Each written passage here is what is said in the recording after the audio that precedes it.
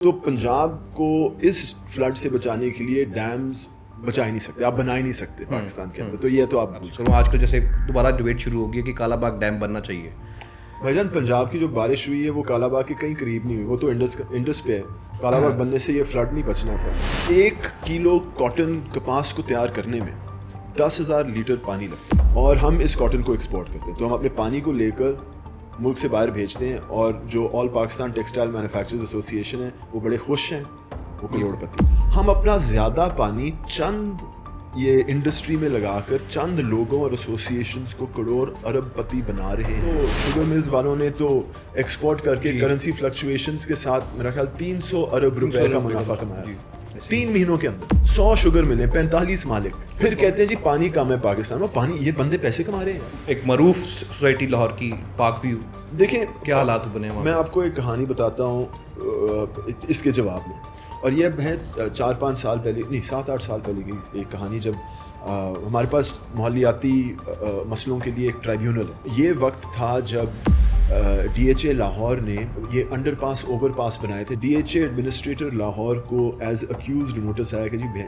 Please 2 हफ्ते बाद आप अदालत आ जाएं। 2 हफ्ते बाद जब केस कॉल हुआ उतने में चेयरमैन साहब जो थे उनको ट्रांसफ़र कर दिया। उस वक्त परवेज़ मुशर्रफ के दौर में PMLQ की हुकूमत थी। उस वक्त ख्वाब आया था कि जी रावी के इर्द गिर्द कोई शहर बनना चाहिए। जिस शहर में मैं पला हूँ, तसव्वुर नहीं था कि आप किसी से पैसे लेंगे अगर वो आपसे पानी मांगे। वेलकम टू वी बॉट्स, मैं हूं आहद अहमद और आज हम जिस टॉपिक पे बात कर रहे हैं वो पाकिस्तान में उस टॉपिक पे सबसे कम बात की जाती है। हम पूरी दुनिया जहान की खबरों पे बातें कर लेते हैं, इनोवेशंस पे बातें कर लेते हैं, बट क्लाइमेट चेंज के ऊपर कोई बात नहीं करता यहाँ पे। आज किसको मैंने बुलाया है यहाँ पे, उनका तारुफ मैं ऐसे कराऊँगा कि वो एक एक्टिविस्ट भी हैं और एक इन्वायरमेंटल लॉयर हैं। Thank you very much Rafe भाई। हाँ भाई, थैंक यू वेरी मच, आपने बुलाया, बहुत बहुत शुक्रिया।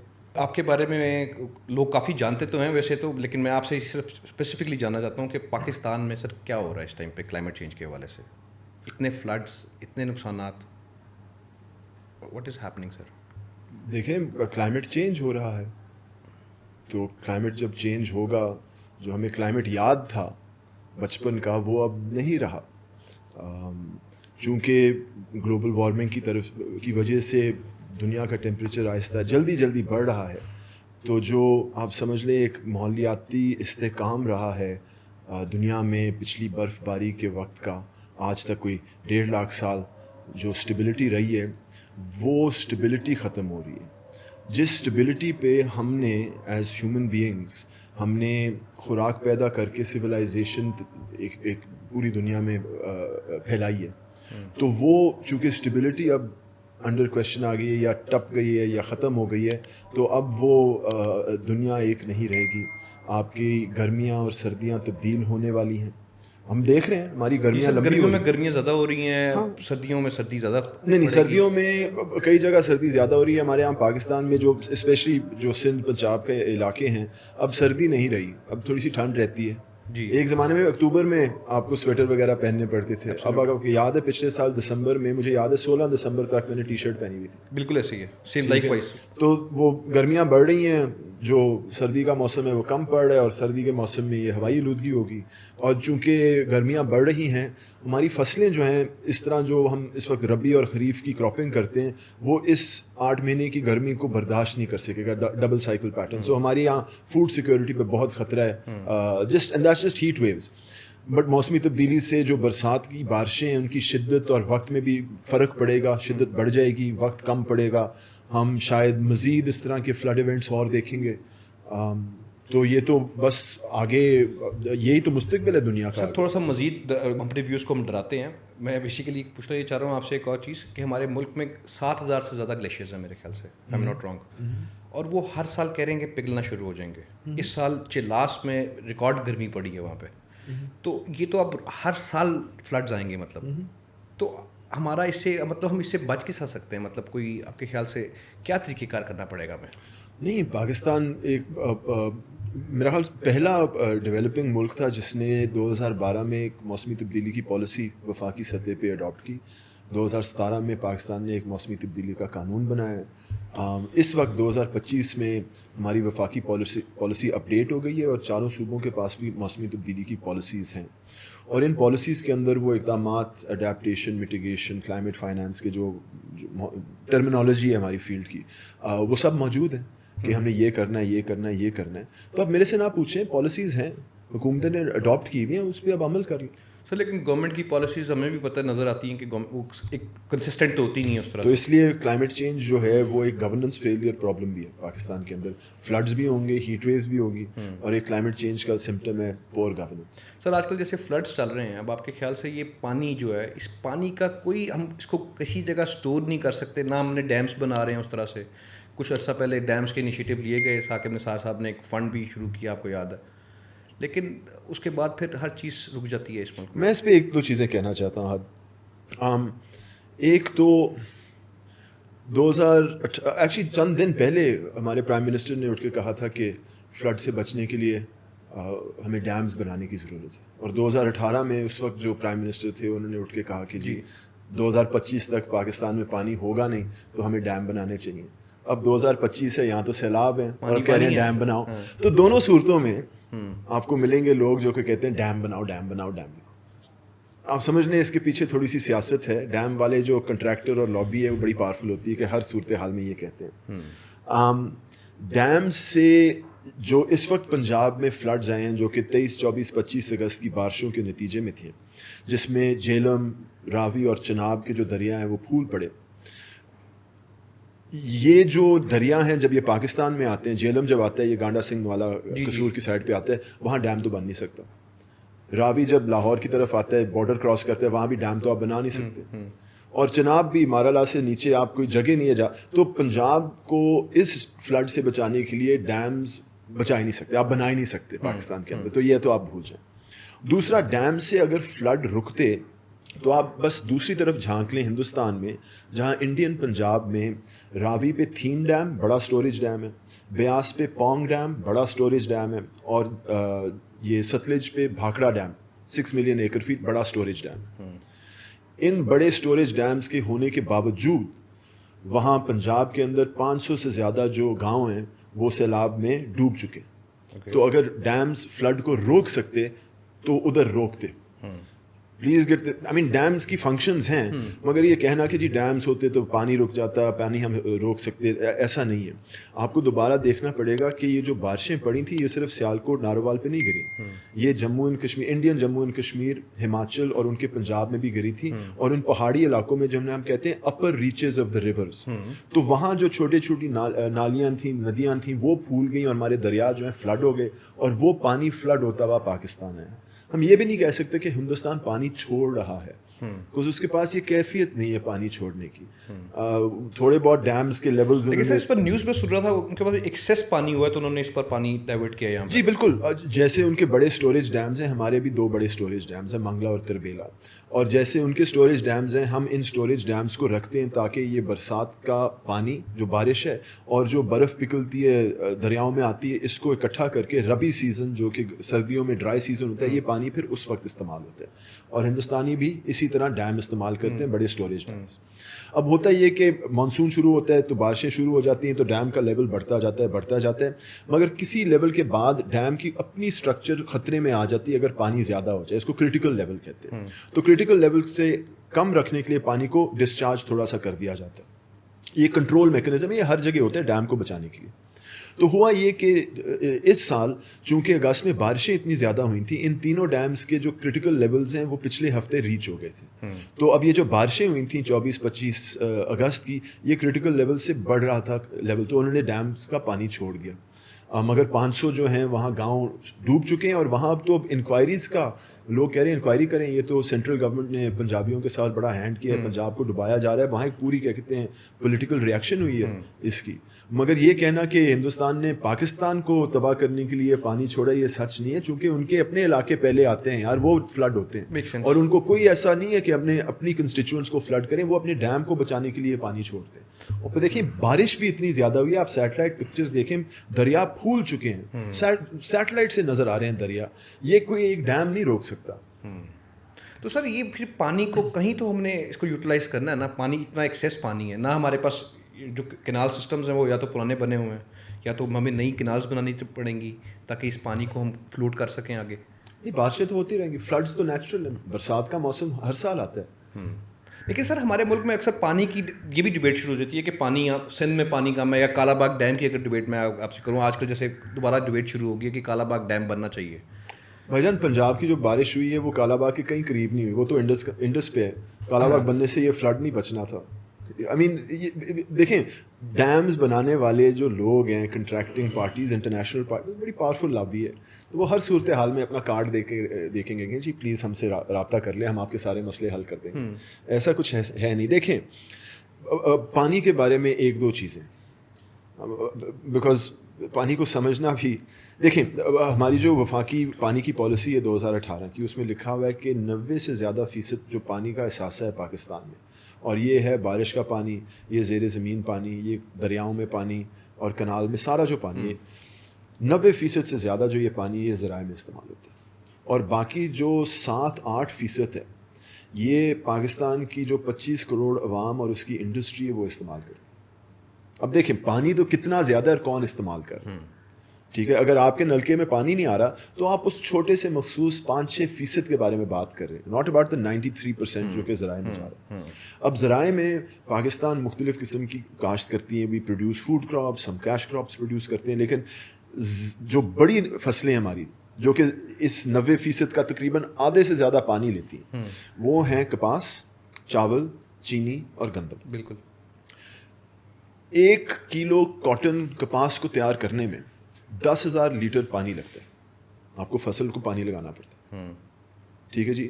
اور ہم اس کاٹن کو ایکسپورٹ کرتے ہیں, تو ہم اپنے پانی کو لے کر ملک سے باہر بھیجتے ہیں, اور جو آل پاکستان ٹیکسٹائل مینوفیکچرز ایسوسیشن ہے وہ بڑے خوش ہیں, وہ کروڑ پتی. 1 کلو چاول کو تیار کرنے میں آپ کو 2200 لیٹر پانی لگتا ہے, چونکہ دوبارہ آپ فصل کو پانی کے نیچے رکھتے ہیں. بالکل. اور ہم پاکستان میں چاول زیادہ ایکسپورٹ کرتے ہیں. جی بالکل. اور rice exporters association of Pakistan ہمارے پانی کو چاول کو کنورٹ کر کے ایکسپورٹ کرتے ہیں, اور وہ امیر کروڑ پتی بیچتے ہیں. اب آ جائیں چینی پہ, ٹھیک ہے. 1700 لیٹر پانی 1 کلو چینی میں, 100-105 شوگر ملیں ہیں پاکستان میں, 40-45 مالک ہیں, ہر مالک کے پاس ایک پولیٹیکل پارٹی ہے, تو کم ہی کہیں تو بہتر ہے. ہم اپنا زیادہ پانی چند یہ انڈسٹری میں لگا کر چند لوگوں اور ایسوسیشنز کو کروڑ ارب پتی بنا رہے ہیں, اور باقی جو 25 کروڑ عوام ہے بھوکے ننگے یہ پھر رہے ہیں.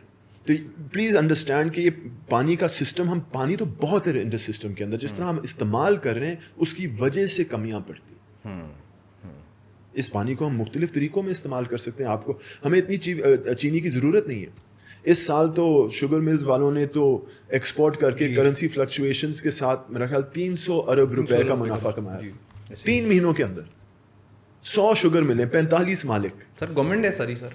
پھر کہتے ہیں جی پانی کم ہے پاکستان میں. پانی, یہ بندے پیسے کما رہے ہیں یار, مجھے بتائیں پلیز. ابھی ہمارے وزیر اعظم کہہ رہے تھے کہ آپ ایک اسکینڈل بتا دیں جو اس حکومت کا آیا ہو, تو وہ کہہ رہے تھے کہ چینی اسکینڈل کے بارے میں بتا دیں. Largest sugar mill owning family in Pakistan. بالکل ایسی ہے. سر اس میں پھر یہ آپ کے خیال سے جو فلڈز آ رہے ہیں یہ اس میں انسانوں کا قصور ہے زیادہ؟ نہیں دیکھیں مختلف فلڈز پاکستان میں اس وقت, اور آج ہے 2 سپٹمبر, ٹھیک ہے جی. لیٹ جون جولائی میں گلگت بلتستان میں فلڈز ہوئے, پھر لیٹ جون جولائی اگست میں KPK کے اندر فلڈز ہیں, اور اب لیٹ اگست میں پنجاب کے اندر یہ فلڈز ہیں. جو گلگت بلتستان کے فلڈز تھے وہاں تو خیر مانسون تک پہنچتا نہیں ہے, تو وہ تھے گلیشیئر فلڈز. گلیشیئر پھٹ گیا تھا اور یہ پتھر سارے گئے تھے, اور جو لوگ اور آبادیاں دریا کے کنارے تھے وہ تو تقریباً فلیش فلڈنگ ہوتی ہے, آپ کو پتہ نہیں چلتا کہ گلوف کب پھٹتا ہے. بالکل ٹھیک ہے. اور آپ کے پاس آدھا گھنٹہ 15 منٹ ہوں گے ساری چیزیں جانور بچے نکال کے بھاگنے کی, ٹھیک ہے جی. سر اس کی ایگزامپل میرے خیال سے وہ سوات انسیڈنٹس بڑا اچھا میرے خیال سے وہ ہے کہ جب فیملی تصویریں اتروا رہی ہے اور ایک دم پانی آ گیا. وہ سوات اب آ گیا KPK, وہاں بارشیں ہوئی تھیں اور انٹینس رینز. ہمارے میٹ ڈپارٹمنٹ نے کہا ہے کہ کلاؤڈ برسٹ جو ہوتا ہے نا وہ ہوتا ہے 100 ملی میٹر یا 1 گھنٹے یا 2 گھنٹے کے اندر ایک چھوٹے سے مخصوص ایریا میں, ٹھیک ہے جی. تو وہ کہتے ہیں کہ جی KP میں کوئی ایسی کلاؤڈ برسٹ کی ڈیفینیشن کی بارش نہیں ہوئی, لیکن رپورٹس کے مطابق اور میڈیا میں کافی بارش مخصوص ایریاز میں ہوئی تھی اور دوبارہ فلیش فلڈنگ پیدا ہو گئی. That's rain based flash flooding, اور اس کا نقصان مختلف ہے, اس کا بھی دوبارہ ارلی وارننگ سسٹمز کا مسئلہ کچھ اور ہے. یہ پنجاب میں آ جائیں, پنجاب کے جو فلڈس تھے, ہمیں تو 4-5 دن پہلے یہ فلڈ فورکاسٹنگ ڈویژن جو ہے میٹ ڈپارٹمنٹ کی, ان کی نوٹیفیکیشن آ گئی تھی کہ یہ مانسون کلاؤڈز آ رہے ہیں, بارش ہونے والی ہے, تیاری پکڑیں, فلڈ ہونے والا ہے. تو یہاں پنجاب میں ان کو 2 دن کا تو نوٹس تھا, اور 1122 کو ایکٹیویٹ کیا. پھر پہلے چند ڈسٹرکٹس میں آرمی کو بلایا گیا, میرا خیال 10-12 ڈسٹرکٹس میں بلا دیا گیا. لوکل ایڈمنسٹریشن تیار تھی, میرا خیال سینکڑوں ریلیف کیمپس بن چکے ہیں اور کام چل رہا ہے.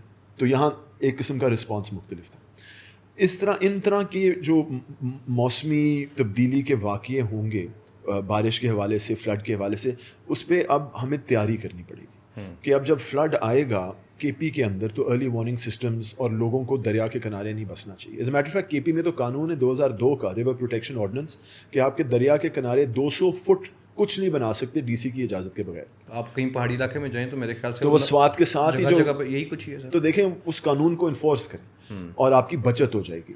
اور ادھر پنجاب میں ہمیں پتہ ہے بارشیں ہوں گے, شاید ایک دریا فلڈ ہو جائے گا. یہ پہلی دفعہ تاریخ کے اندر 3 دریا فلڈ ہوئے, ٹھیک ہے جی. تو شاید اگلی دفعہ جہلم بھی پارٹی جوائن کر لے, وی ڈونٹ نو, شاید ایک دریا فلڈ ہو جائے. لیکن اس کی تیاری ہونی چاہیے, فلڈ ریلیف کیمپس, پھر ریہیبلیٹیشن, لوگوں کو ایک تو پہلے خوراک دینی پڑتی ہے, میڈیسنز, عورتوں کو اسپیشلی نیٹل اور مینسٹرل کیئر, بچوں کی جو اسپیشلی نئے بچے ہوتے ہیں ان کی کیئر پرووائڈ کریں.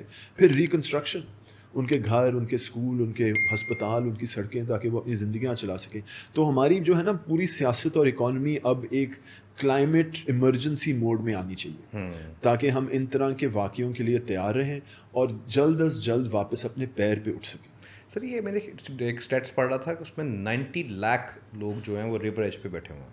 تو گورنمنٹ کس طرح مینیج کرے گی اتنے سارے لوگوں کو؟ میں حیران ہوں. کچھ 2010 کے جو فلڈز ہوئے تھے اس کے نتیجے میں چونکہ حکومتیں پنجاب, اس وقت کی حکومت پنجاب پہ الزام لگا تھا کہ یہ میاں والی کے قریب انہوں نے انڈس کے بند توڑ کے جگہوں کو فلڈ کیا تھا. لوگوں نے اپنی زمینیں بچانے کے لیے, کچھ بڑے زمین تھا, انہوں نے اپنی زمینوں بچانے کے لیے کچھ بند توڑے تھے اور باقی علاقے فلڈ کر دیے تھے. تو اس الزام پہ چیف منسٹر نے لاہور ہائی کورٹ سے ایک کمیشن مقرر کی تھی جس پہ جسٹس منصور علی شاہ نے 2 سال کام کیا تھا, جو اب سپریم کورٹ میں, اور انہوں نے ایک فلڈ کمیشن 2 والیوم کی رپورٹ, جس میں پہلی فائنڈنگ تو یہی تھی کہ آپ نے دریا کے کنارے اور ریور فلڈ پلین کے اندر آپ کے پاس آبادیاں ہیں, لوگ کاشت کر رہے ہیں, تو زیادہ جو ڈیمیج ہوا تھا نا, فزیکل ڈیمیج, وہ ان جگہوں پہ ہوا تھا.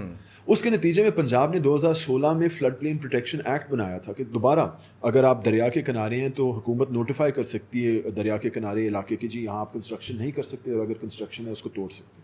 تو یہ پنجاب کے اندر قانون سازی. ہم تو یہاں پہ سوسائٹیاں بنائی ہوئی ہیں پوری یہاں پہ. تو اب دیکھیں کہ ایک معروف سوسائٹی لاہور کی پاک ویو, دیکھیں کیا حالات بنے ہیں. میں آپ کو ایک کہانی بتاتا ہوں اس کے جواب میں, اور یہ ہے 4-5 سال پہلے, نہیں 7-8 سال پہلے کی ایک کہانی, جب ہمارے پاس ماحولیاتی مسئلوں کے لیے ایک ٹرائیبیونل ہے, قانونی ایک سطح پہ ایک ٹرائیبیونل, اب ماحولیاتی کیسز چلتے ہیں. تو یہ وقت تھا جب ڈی ایچ اے لاہور نے یہ انڈر پاس اوور پاس بنائے تھے جو کہ فیز 5 کو گاڑیوں کو سہولت دیتے ہیں. جی وحدت روڈ پہ بھی اوور پاس بنایا تھا. تو قانون میں جو لکھا ہوا ہے کہ ان طرح کے بڑے انفراسٹرکچر پروجیکٹس کے لیے آپ کو ماحولیاتی اپروول کی ضرورت ہے, وہ ڈی ایچ اے نے لی نہیں. تو کسی شہری نے کمپلینٹ فائل کر دی ٹرائیبیونل کے سامنے کہ جی یہ ڈی ایچ اے نے اجازت کے بغیر یہ کنسٹرکشن کی ہے. تو وہاں کے جو چیئرمین صاحب تھے ٹرائیبیونل کے, انہوں نے نوٹس جاری کر دیے. اچھا بات یہ ہے کہ جب آپ ٹرائیبیونل میں کمپلینٹ فائل کرتے ہیں وہ دیوانی کا کیس نہیں ہوتا, وہ فوجداری کا کیس ہوتا ہے, کرمنل میٹر ہوتا ہے. تو جج صاحب جو سمنز بھیجتے ہیں وہ وارنٹ ہوتا ہے نا, وہ اکیوزڈ کو جاتا ہے. بالکل. تو D H A administrator Lahore کو ایز اکیوزڈ نوٹس آیا کہ جی پلیز 2 ہفتے بعد آپ عدالت آ جائیں. اور 2 ہفتے بعد جب, اور یہ خبریں چلی تھیں کہ جی ڈی ایچ اے کو نوٹس مل گیا, 2 ہفتے بعد جب کیس کال ہوا اتنے میں چیئرمین صاحب جو تھے ان کو ٹرانسفر کر دیا گیا تھا. ہماری ریئل اسٹیٹ لابی بہت کہتے ہیں نا پاورفل, قانون سے بھی زیادہ پاورفل, ان کو روکنا بہت مشکل ہے. انہوں نے تو بربادی کی بھی آدھی. سیالکوٹ میں بھی جو سوسائٹیز ڈوبی ہیں یار, دیکھیں جو یہ لاہور میں سوسائٹیاں ڈوبی ہیں نا, میں ایک چیز آپ کو بتاتا ہوں. 500 سال پہلے نیدرلینڈز جو ہے نا, ان کو پتا تھا کہ ہمارا جو علاقہ ہے وہ سمندر سے نیچے کا ہے. پورا نیدرلینڈز 5 میٹر کم نیچے سی لیول سے. جی. تو انہوں نے تو صدیاں لگائی ہیں اپنے بند شند تیار کر کے تاکہ وہ اپنی سویلائزیشن وہاں لگائیں. اور ایمسٹرڈیم بڑا خوبصورت شہر ہے, پیسے لگتے ہیں, ٹیکنالوجی لگتی ہے, اور تھوڑی سی ویژن لگتی ہے. ٹھیک ہے جی. اب جو ہاؤسنگ سوسائٹی والا آپ دریا کے کنارے بنا لیں ہاؤسنگ سوسائٹی, مگر آپ ان طرح کے بند اور پروٹیکشنز پھر پہ انویسٹمنٹ کریں جہاں آپ کے جو کسٹمرز اور کنزیومرز ہیں وہ پھر بچ سکیں. ہمارے یہاں پراپرٹی ڈیولپر امیر ہو جاتے ہیں. دیکھیں ٹیکنالوجی تو ہے ہمارے پاس ان فلڈس کو سے بچنے کے لیے, مگر پیسے جو ہیں وہ دوسروں کی جیبوں میں جا رہے ہوتے ہیں. یہ دیز ور ٹوٹلی اوائڈیبل. ہاں انہوں نے فلڈ پلین میں کنسٹرکشن کی ہے, مگر آپ تھوڑی سی فلڈ میپنگ کر لیں, فلڈ اسیسمنٹس کر لیں, اس کی بنیاد پہ کنسٹرکشن کر لیں. آپ کو پیسے تھوڑے سے لگیں گے مگر آپ اپنی انویسٹمنٹ بچا سکتے ہیں. تو یہ تو لالچ ہے ان ہاؤسنگ اسکیمس کی. And again disproportionately politically powerful. اس وقت وہ جو ہاؤسنگ سوسائٹی ہیں ان کے جو مالک ہیں وہ تو وفاقی وزیر ہیں. جی جی, کون پوچھے گا ان سے, ایسے ہی. تو یہ ڈسپرپورشنٹلی پولیٹیکل. اینڈ اگین ان پہ قانون سازی, اور قانون سازی کے علاوہ ان کو روکنا بہت مشکل ہے. میں آپ کو ایک اور ایگزامپل دیتا ہوں. چند سال پہلے کرونا کے وقت یا اس کے بالکل بعد میں اسلام آباد میں تھا, اور مجھے کسی دوست نے دعوت دی DHA اسلام آباد. میں کوئی F12 F10 میں اندر ٹھہرا تھا, تو میں نے گاڑی نکالی وہ سینٹر پوائنٹ سے وہ پرانا چکلالہ پنڈی ایئرپورٹ, وہاں میں نے دیکھا اوور پاس بنا ہوا ہے. ایئرپورٹ کے پرانے پنڈی ایئرپورٹ سے گزرتے ہوئے گئے, اسلام آباد ایئرپورٹ سے گزرتے ہوئے گئے, سگنل فری, پورا چکلالہ کنٹونمنٹ کاٹ کے سگنل فری میں DHA اسلام آباد پہنچا, جو کہ ایکچولی پنڈی میں, مگر it was signal free entirely.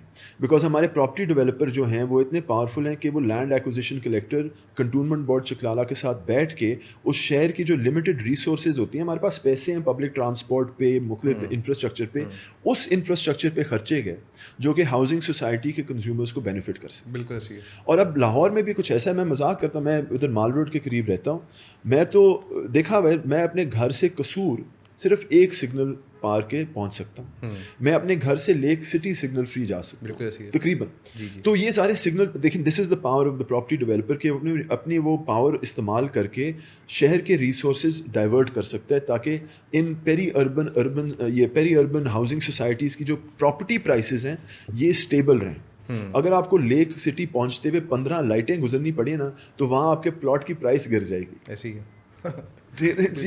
یہ اربن اکنامکس اس طرح چل رہی, وہ مینیپولیٹ کر رہے ہیں ان لمیٹڈ ریسورسز کو, تاکہ ان کے جو بندے ہیں ادھر جو ٹھہرتے ہیں ان کا فائدہ ہو, باقی جو لاہوری ہیں وہ ان کو بھول جاؤ. اچھا سر, آج کل بڑا کلیش آ رہا ہے اس کے اوپر, عمران خان صاحب کے اوپر, کہ یہ جو روڈا کا پروجیکٹ انہوں نے اسٹارٹ کیا تھا, تو آپ کے خیال سے پوری دنیا میں شہر دریا کے کنارے میں لوگ بساتے ہیں, بسے ہوئے ہیں میرے خیال سے. لنڈن کو دیکھ لیں, تھیمس کے سائڈ پہ, ریور ایج کے اوپر ہی مجھے تو نظر آتا ہے وہ. اس طرح بہت ساری ایگزامپلز ہیں جو آپ ریور ایج پہ بنتے ہیں شہر. تو یہ بھی شہر ایک بند ڈیولپ ہو سکتا ہے آپ کے خیال سے؟ جو ریور ٹیمز ہے لنڈن سے گزرتا ہے, اس کو انہوں نے چینلائز کر دیا نا, امبینکمنٹ, ایکچولی اس کو دی امبینکمنٹ ہی کہتے ہیں لنڈن میں, اس کو چینلائز کر دیا ہے, بڑا خوبصورت ہے. پیرس میں سین ریور گزرتا ہے, اس کو بھی چینلائز کر دیا ہے, بڑا خوبصورت ہے, پیرس کی خوبصورتی میں اضافہ کرتا ہے. مگر جو ٹیمز ریور ہے وہ دریا نہیں ہے, وہ ایسچوری ہے سمندر کی, وہ پہاڑ سے نہیں اٹھتا. اور جو سین ریور ہے وہ پہاڑ سے اٹھتا ہے, لیکن چھوٹا سا پہاڑ ہے, ہمالیہ کا پہاڑ نہیں ہے, اور نائدر آف دیم میں برسات کی بارش پڑتی ہے. ان دریاؤں کو ٹرین, اس کو کہتے ہیں ریور ٹریننگ, ان دریاؤں کو ٹرین کر سکتے. ہمالین دریا کو آج تک کسی نے ٹرین نہیں کیا. اگر آپ ٹرین کرنا چاہتے ہیں, یہ جانور اپنا ایک قسم کا عجیب سی چیز ہے, بڑا فروشس ہے, اس کو آپ کرنے کی کوشش کریں. That's one problem with this vision, کہ دیکھیں یہ دریا تھوڑا سا مختلف ہے. یہ فرسٹ آف آل روڈا ایک پروجیکٹ نہیں ہے, اور نہ ہی میرے خیال سے عمران خان کا ہے. اس وقت جو موجودہ, انہوں نے بہت پرسنلی کیمپین کی ہے اس کے اوپر. جی بالکل. اس وقت جو موجودہ راوی اربن ڈیولپمنٹ اتھارٹی ہے, وہ ایک اتھارٹی ہے جو کہ پنجاب اسمبلی کے قانون کے نتیجے میں بنی ہے. مگر اگر آپ 2006-7 نہیں 5-6 کے وقت پہ آ جائیں, جب اس وقت پرویز مشرف کے دور میں PMLQ کی حکومت تھی, اور اس وقت لاہور میں پہلی دفعہ فائلیں اٹھی تھی, اربن ڈیولپمنٹ, اربن پلاننگ چل رہی تھی ادھر ٹھوکر کے قریب آنورڈز رائے ونڈ روڈ پہ, تو اس وقت خواب آیا تھا کہ جی راوی کے ارد گرد کوئی شہر بننا چاہیے. مگر پھر 2008 کے الیکشن آ گئے, حکومت چینج ہو گئی. 2013 کے الیکشن کے بعد جب مسلم لیگ کی حکومت تھی, اس وقت LDA کو کہا گیا, لاہور ڈیولپمنٹ اتھارٹی کو کہا گیا کہ آپ راوی کے ارد گرد ایک شہر بنائیں. اور اس شہر کو تصور کرنے کے لیے انہوں نے ایک فیزیبلٹی اسٹڈی کروائی, ایک انٹرنیشنل کنسلٹنگ فرم ہے مائن ہارٹ کے نام. تو LDA نے مائن ہارٹ کو انگیج کیا کہ جی آپ بتائیں کہ ہم کس طرح یہاں ایک شہر بسا سکتے ہیں. مائن ہارٹ نے کچھ رپورٹس LDA کو دیں, LDA نے حکومت پنجاب کے ساتھ شیئر کی, اور طے یہ ہوا کہ جو فیزیبلٹی بنی تھی وہ مہنگی بہت پڑ رہی تھی, بہت مہنگی پڑ رہی تھی, تو گورنمنٹ آف پنجاب نے اس کو چھوڑ دیا. اور یہ میں بات کر رہا ہوں 2015-16 کی. پھر 2018 میں 19 میں یہ قانون سازی کے بعد راوی اربن ڈیولپمنٹ اتھارٹی بنی. تو ان منی ویز آپ یہ نہیں کہہ سکتے کہ عمران خان کا پروجیکٹ ہے, اس میں ساری پارٹیاں پچھلے 20 سال میں انوالوڈ ہیں. عمران خان نے کوئی نمائندگی تو کی تھی, اور کسی پرائم منسٹر نے آ کر راوی کے کنارے کھڑے ہو کے ایک ہاؤسنگ پروجیکٹ کے لیے نمائندگی نہیں کی, وہ چلو خصوصیت ہے. اب جو ہمیں سمجھ آتا ہے, جو قانون بنا تھا, پنجاب کے نمائندوں نے, ڈیولی الیکٹڈ نمائندوں نے ایک قانون پاس کیا جس میں لکھا ہوا ہے کہ لاہور کو ماحول سے یہ موسمی تبدیلی سے بچانے کے لیے, اس کو کیا کہتے ہیں, سسٹینیبل بنانے کے لیے, اس کو انوویشن کی طرف لانے کے لیے ہمیں ایک اسپیشل اتھارٹی چاہیے جو کہ راوی کے ارد گرد 100,000 ایکڑ پہ شہر بنائے. اس ویژن کے مطابق, ویژن پہ تو کوئی اختلاف نہیں, ہم سب ایک خوبصورت لاہور چاہتے ہیں, شہر بننے چاہیے, اللہ کا بالکل کریں, مگر اس کو بنانے کے طریقے ہیں. اب ایک سیکنڈ مجھے دیجیے گا. 2014 میں یہاں لاہور میں ایک ورلڈ بینک کے ایکسپرٹ آئے تھے, پابلو ویجیونی. انہوں نے لاہور کے ایک ادارے, پنجاب حکومت کے ادارے اربن یونٹ کے ساتھ کام کیا تھا, اربن ڈیولپمنٹ آف لاہور پہ.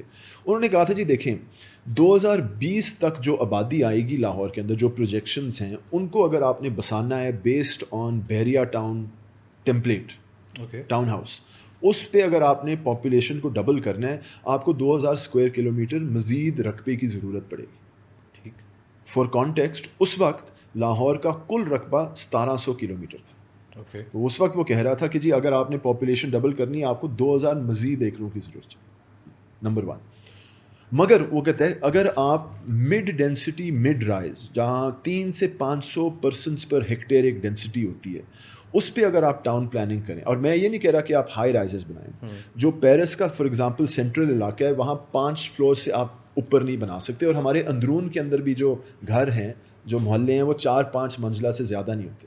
اس ٹیمپلیٹ پہ اگر آپ بنائیں گے شہر, تو آپ پاپولیشن, دگنی پاپولیشن کو صرف 300 اسکوائر کلومیٹر کے اندر بسا سکتے ہیں. 2000 ایک طرف اگر آپ بحریہ کا اسٹائل فالو کریں, اور اگر آپ انڈیجنس آرکیٹیکچر فالو کریں اپنے جو طریقے ہیں, تو 300.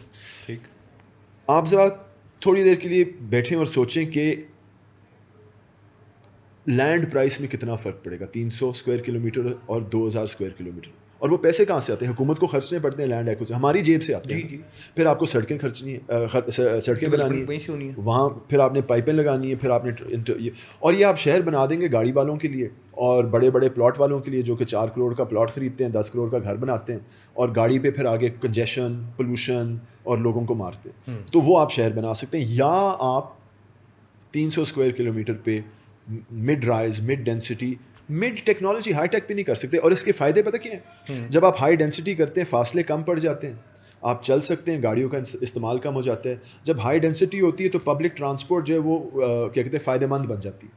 ٹھیک ہے نا, DHA میں کوئی بس استعمال نہیں کرتا, وہاں لوگوں کی تعداد کم ہے. لیکن اگر آپ یہ اچرا کی طرف چلے جائیں, لوگ بس استعمال کرتے ہیں تو وہاں بندے زیادہ ہیں, لوگ زیادہ ہیں, تو آپ کی پبلک ٹرانسپورٹ بہتر ہو جاتی ہے. ایز اے ریزلٹ ہوائی آلودگی کم ہوگی. تو یہ مختلف بینیفٹس ہیں, پلس اسٹیٹ کا بینیفٹ ہے, وہ پیسے بچائے گا. تو دیٹس دا ویژن. تو میرا جو پرنسپل اختلاف ہے کہ یہ آپ کی جو ویژن ہے روڈا کی, وہ ایک ماحول خراب, ماحول برباد کرنے کی ہے, جب آپ کے پاس دوسرے آلٹرنیٹیوز موجود ہیں. آپ نے ایک قانون بنایا جس کے ذریعے حکومت پنجاب لینڈ ایکوزیشن سے زرعی زمین کو سستا لے کر آگے ہاؤسنگ ڈیولپرز کو دے سکتی ہے جو کہ پریمیم پہ بیچیں گے, اور انہوں نے اس پریمیم کو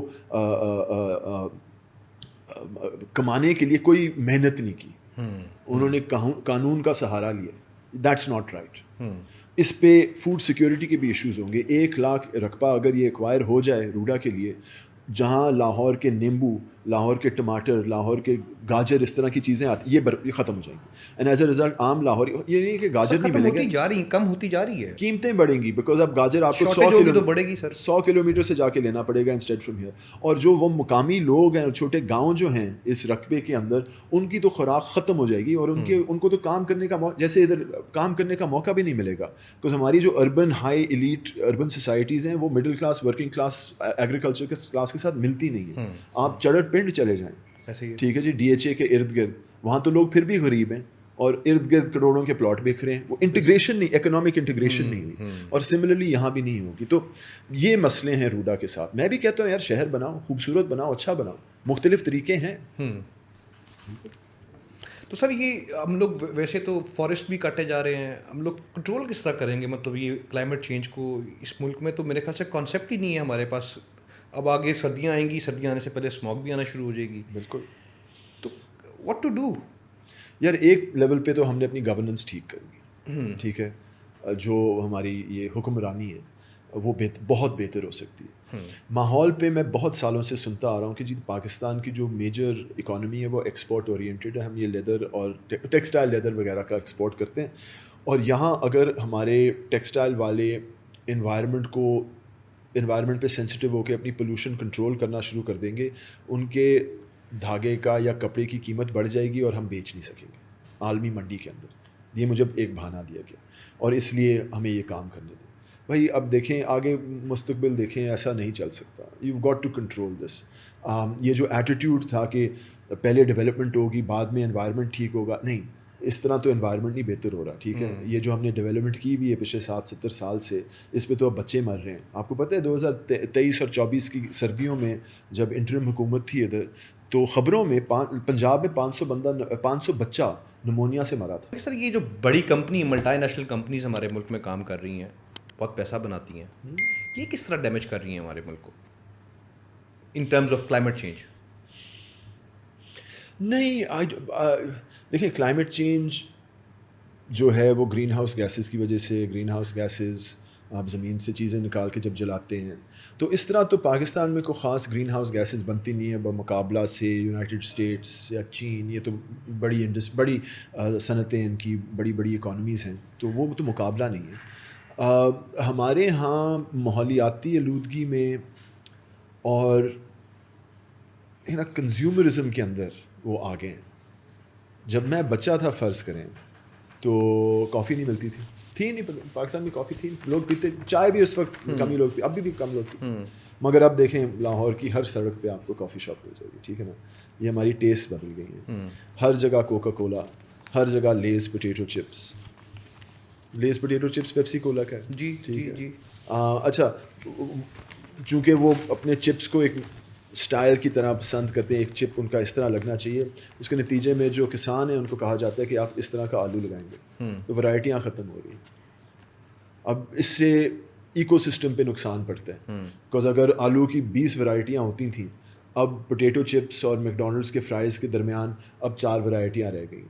اب اگر کوئی ایسا دیمک یا کوئی کیا کہتے ہیں یہ پیسٹ آ جائے جو کہ یہ آلو کھا جائے گا, تو پورے دنیا کے آلو ختم ہو سکتے ہیں. ڈائیورسٹی سے سیفٹی ہے ہماری. تو اس طرح کی مختلف آپ کو چھوٹی موٹی چیزیں ملیں گی. دوسرا, ہاں میری زندگی میں سب سے بڑی, یہ خیر کلائمیٹ چینج کے ساتھ تعلق نہیں ہے اس کا, مگر جو یہ باٹلڈ واٹر والے جو ہیں, کہ میں جس شہر میں رہتا تھا, جس شہر میں میں پلا ہوں, بھائی میں کیا کہوں, تصور نہیں تھا کہ آپ کسی سے پیسے لیں گے اگر وہ آپ سے پانی مانگے, بیکاز یہ تو ہماری حدیثوں میں لکھا. ٹھیک بات.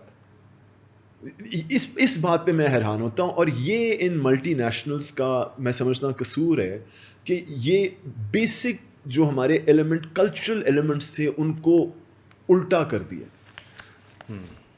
کون سوچتا 50 سال پہلے کہ ایک قوالی, ٹھیک ہے جی, جو کہ ایک قوالی کوکا کولا کو بیچنے کے لیے استعمال ہوگی. اور یہ کس قوالی کی بات؟ نصرت فتح علی خان کی قوالی تھی, جو کہ پہلی دفعہ انہوں نے کوکا کولا والوں نے 1990s میں لگائی تھی. یو نو, اور اب تو دیکھو کوک اسٹوڈیو نے تو ویئر آل کوک فین, مگر اس وقت آپ ایک قوالی ہوتی ہے, خوبصورتی ہوتی ہے, اس میں آپ خدا کی خوبصورتی کے اور محبت کے بارے میں بات کر رہے ہوتے ہیں. اس کا کوکا کولا کے ساتھ کیا تعلق ہے؟ مگر آپ کوک اسٹوڈیو بن گئے. تو یہ کلچرل 180 ڈگریز جو ہے نا, یہ کارپوریٹ سیکٹر اور ملٹی نیشنلز نے ہمارے الٹے کیے ہوئے. بچے خراب ہو گئے ایز اے ریزلٹ, ہم سب خراب ہو گئے. بالکل اس کی. سر ایک اور چیز بتائیں, ہمارے ملک میں انوائرمنٹل لاز جو آپ کہہ رہے ہیں کہ امپلیمنٹیشن گورنمنٹ ہی کرتی ہے, اس وقت کرنٹلی کون چلا رہا ہے؟ ہر صوبے میں ایک کیا کہتے ہیں ماحولیاتی ایجنسی بنی ہوئی, قانون سازی کے بعد. تو ہر صوبے کی اسمبلی نے قانون بنایا کہ ماحول کو بچانے کے لیے ایک ادارہ ہونا چاہیے, انوائرمنٹ پروٹیکشن ایجنسی. اس ادارے کے اوپر اس کی دیکھ بھال کے لیے ایک محکمہ بھی ہے, انوائرمنٹ ڈپارٹمنٹ, اور ان کے پاس اب ذمہ داری ہوتی ہے ماحولیاتی آلودگی کو کنٹرول کرنے. یہ جو گاڑیوں پہ اسٹیکر لگا رہے ہیں آج کل. جی بالکل, گاڑیوں کے اسٹیکر. مگر میں آپ کو ایک چیز بتاؤں, یہ آلودگی کو کنٹرول کرنے کے لیے قانون کے اندر مختلف اسٹینڈرڈس ہیں. تو اگر آپ پانی پھینک رہے ہیں تو میرا خیال 16 یعنی 32 مختلف کیمیکلز ہیں جن کی ٹیسٹنگ ہوتی ہے اس پانی میں کہ آپ ان کیمیکلز میں زیادہ اضافہ شدت سے زیادہ تو نہیں کر رہے. اور اسی طرح ہوائی آلودگی کے حوالے سے, نوائز پولوشن کے حوالے سے لمٹس ہیں. مگر ہیزرڈس سبسٹنسز جو کہ زہریلی چیزیں ہوتی ہیں, اس کی جو قانونی ڈیفینیشن ہے اس میں سے پیسٹیسائڈ کو نکال دیا گیا. تو پنجاب کے اندر اور پاکستان کے اندر جو ذرائع کے اندر پیسٹیسائڈ اور فرٹیلائزر استعمال ہوتا ہے وہ ماحولیاتی ایجنسیاں نہیں ریگولیٹ کرتی. ایز اے رزلٹ اب لوگوں کو یہ سمجھنا پڑے گا, اس کے نتیجے میں ہماری ایجنسیاں جو ہیں وہ ماحول کو پروٹیکٹ نہیں کرتی, وہ صنعتی آلودگی کو دیکھتی ہیں. اگر آپ صنعتی آلودگی غلط وہ ان سٹینڈرڈ سے بڑھ کے کر رہی ہیں پھر وہ آپ کے پیچھے آئیں گے. مگر اگر آپ سمجھتے ہیں کہ پہاڑ جو ہیں ان کی بربادی ہو رہی ہے یا فلورا فونا کچھ خراب ہو رہا ہے, یہ وائلڈ لائف کی ڈائیورسٹی میں کمی ہو رہی ہے, وہ انوائرمنٹ ایجنسی نہیں دیکھتی. اٹس انفارچونیٹ, مگر یہ آپ پوچھیں نا کون کام کر رہا ہے, یہ کام کریں. اور کام باقی کیوں نہیں کرتے؟ بیکاز یہ انڈسٹریل پولوشن کنٹرول کے پیچھے پڑے ہوئے ہیں اور باقی چیزیں نہیں دیکھتے. اس میں مسئلہ دوسرا یہ ہے, جیسے میں نے کہا یہ ماحولیاتی ایجنسیز ہوتی ہیں اور ان کے اوپر محکمے ہوتے ہیں. تو نیچے ڈائریکٹر جنرل ہوتا ہے جو کہ قانونی ادارے پہ ایک سربراہ ہونا چاہیے, اور اس کے پیچھے اس کے اوپر ایک سینئر DMG افسر سیکٹری بیٹھا ہوتا ہے. تو یہاں جو DG ہوتا ہے وہ سیکٹری کے انسٹرکشنز فالو کرتا ہے, اور یہ چاروں صوبوں میں ایسا ہی ہوتا ہے. اگر آپ اسلام آباد جائیں, آپ کے پاس مختلف قانونی ادارے ہیں. فرض کریں securities and exchange commission of Pakistan آپ کے پاس ہے, آپ کے پاس نیپرا ہے جو کہ بجلی کی ریگولیشن کرتا ہے, اوگرا ہے جو کہ آئل اینڈ گیس پہ کرتا ہے, اور ان سب میں آپ کے پاس چیئرمین یا ڈائریکٹر جنرل ہوگا جو کہ اپنی انڈیپینڈنٹ اپنے ادارے کی سربراہی کرتے ہیں. کہیں بھی نہیں آپ سنیں گے کہ سیکٹری فائنانس نے چیئرمین SECP کو بلایا, بیکاز ایک ریگولیٹر اور حکومت میں ایک فاصلہ ہونا چاہیے. صوبوں کے اندر ماحولیاتی آلودگی میں جب دیکھتے ہیں تو یہ ایسی ڈسٹنکشن ہم نہیں دیکھ رہے. ہم دیکھ رہے ہیں کہ محکمہ ادارے کے اوپر بیٹھا ہوا ہے, اور ایز اے رزلٹ اس کو قانون میں ہم کہتے ہیں ریگولیٹری کیپچر. جو ادارہ ہے جو کیا کہتے ہیں ماحول کو بچاتا ہے اور اس کو محفوظ کرتا ہے, وہ بیسکلی سرکار کی انسٹرکشنز پہ چلتا ہے, وہ انڈیپینڈنٹ نہیں چلتا. اور اس لیے پھر جب سرکار کوئی چیز کر رہی ہوتی ہے تو محکمہ ماحول دوسری طرف دیکھتا ہے. اینڈ دیکھیں بہت اچھی چیزیں بھی ہوتی ہیں, لیکن ہم دیکھتے ہیں زیادہ عدالت یہاں پہ حکم دے رہی ہوتی ہے موسٹلی انوائرمنٹل لاز کے اوپر, چاہے گورنمنٹ کی طرف سے آ رہا ہو, یہ یہاں پہ عدالت دیتی ہے بیسیکلی انسٹرکشنز. ہاں, ہماری عدالتوں نے بڑا اچھا کردار پلے کیا ہے پچھلے 30-35 سالوں میں. ماحولیاتی قوانین کو پہلی دفعہ دیکھ کے ان کو کیا کہتے ہیں ججمنٹس کے اندر ڈال کے قانون کا حصہ بنایا. بڑی اچھی چیزیں کی ہیں, آئی کانٹ ڈسپیوٹ دیٹ. بڑی جورسپروڈنس پاکستان کی بنی ہوئی ہے, بہت زبردست کیسز ہیں. مگر میں ان باتوں میں تھوڑا سا کہتے ہیں نا کنزرویٹو سوچ رکھتا ہوں. میں نہیں سمجھتا کہ عدالتوں کا کام ہے پانی صاف کرنا یا ہوا کو صاف کرنا. قانون یہ عدالتوں کا کام ہے اپنی فوجداری کیسز کا فیصلہ کریں, بندہ گلٹی ہے یا ناٹ گلٹی. جو معاہدے ٹوٹے ہیں اور ان کا کیس چل رہا ہے ان کو سنیں کہ جی آپ اتنے پیسے دیں, اتنا جرمانہ دیں, یہ ان کا کام ہے فیصلے دینا. ہماری کچھ پاپولسٹ امیجنیشن کے اندر عدالتیں جو ہیں بڑے ایکٹیوسٹ رہ چکے ہیں, نہ صرف انوائرمنٹ میں مگر سیاست میں بھی, اور ہم سمجھتے ہیں کہ عدالتوں سے سب کچھ ہو جاتا. تو ایسا نہ سوچیے گا, عدالتیں ایسا نہیں کام کرتی, مگر ان کو کرنا پڑتا ہے چونکہ لوگوں کے بنیادی حقوق پہ اثر پڑ رہا ہے اور چونکہ گورننس اتنی کمزور ہے, جو ادارے ہیں ماحول کو صاف رکھنے کے لیے وہ ریگولیٹری کیپچر کے اندر آئے ہوئے ہیں, وہ صرف سرکار کی بات کرتے ہیں, تو ان لوگوں کو عدالتوں تک آنا پڑتا ہے, اور وہ چونکہ ان کے پاس اور کوئی راستہ نہیں ہے. And then it's unfortunate that our courts are put in this situation کہ آپ پھر پانی صاف کریں, ان کا کام نہیں. میرے ایک سر جاننے والے ہیں, انہوں نے ایک ہوٹل شروع کیا پسو کے اندر, تو وہ بتاتے ہیں کہ یار مجھے ایک بلب لگانے کے لیے بھی نا باہر اپنے گھر سے باہر, مطلب روشنی کے لیے اپنے بیک یارڈ کے لیے مجھے 3-4 ڈپارٹمنٹس کے پاس جانا پڑتا ہے وہ این او سی لینے کے لیے.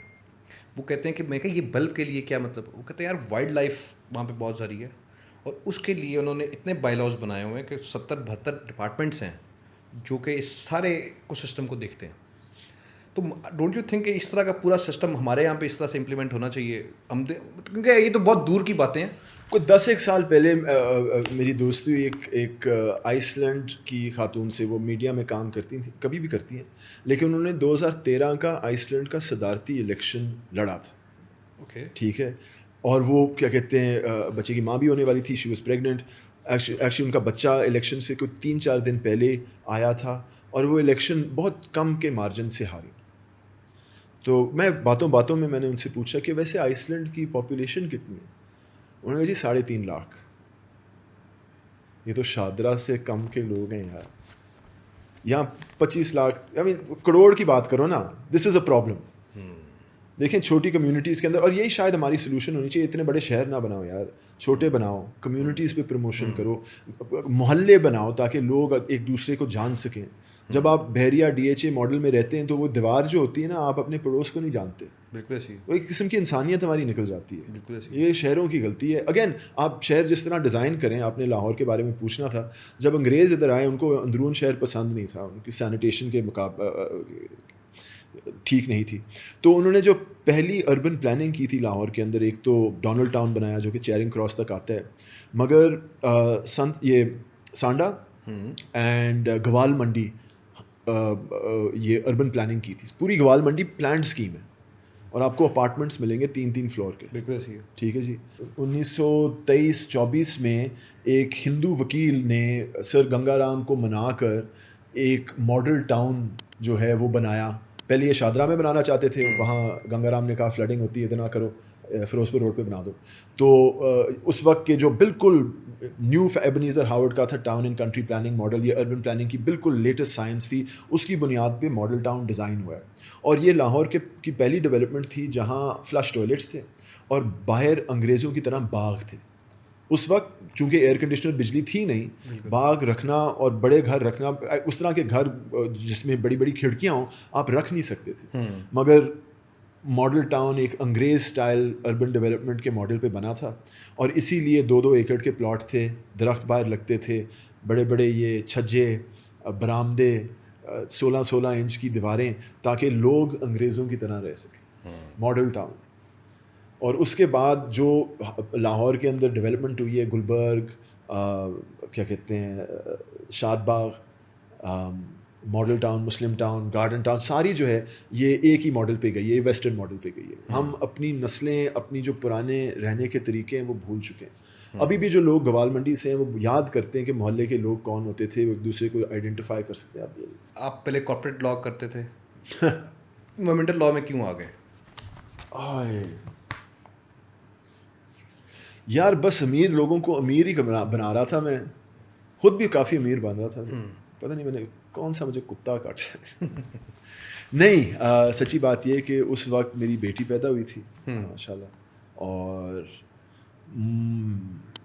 یار اس شہر میں اگر اس نے رہنا ہے تو کم از کم ایک جگہ سے دوسری جگہ صاف ہوا ہو, کوئی فٹ پاتھ ہو, شاید اگر وہ سائیکل پہ جانا چاہے سائیکل پہ سیف اگر جا سکے, تو اس طرح کے شہر میں اگر رہنا ہے تو کچھ کریں. تو وہاں پھر قانون بھی مل گیا کہ ان طرح کی چیزوں کے پیچھے مختلف قانون بھی ہیں.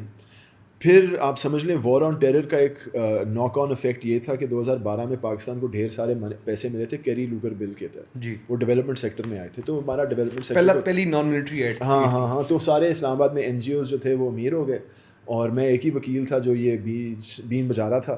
تو مجھے ٹھیک ٹھاک وہاں ایکسپیرینس ملا اس میں, اور تھوڑے بہت کافی ایکسپیرینس ملا تھا. Sir thank you very much for your time sir. Thank you for having me, Bhaijan. बहुत बहुत शुक्रिया, ग्रेट क्वेश्चन. Thank you.